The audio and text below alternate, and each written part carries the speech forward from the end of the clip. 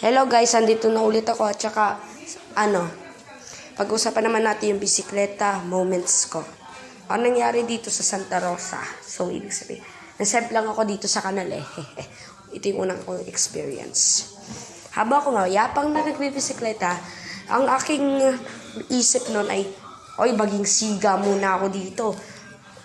Try ko kaya mag-drive dun sa kanal. Yung masyado madulas eh. Kaya, nasemplang ako na pag ganito. Ang sakit! Tapos pagkatingin ko, dugon-dugo yung paa ko. Pati sabi ko sa mama ko, Ma, dumudugo. Kailangan ko ng sabon. Tapos yun, sinabunan ko na. Pangalawang kong experience, habang payapa ako, nagbibisikleta ng karirahan sa pinsan ko. Hoy, Lance, tara! Magbisikleta tayong karirahan. Tara na. Tara, ready, steady, go!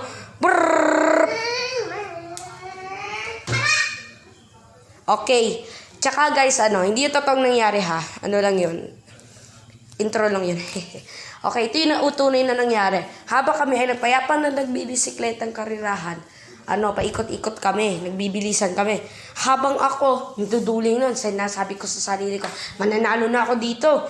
Pati yun. Sakit. Nabangga ako sa puno. Piling ko man lolo ako, hindi ako makatayo. Parang kailangan ko ng tungkod para makatayo. Okay guys, ito lang yung animation. Bye-bye guys. Shout out kay Joe Animation 04 kasi gusto niya magpa-shoutout. Para lang gusto niya magpa-shoutout, sabihin niyo lang sa comment section na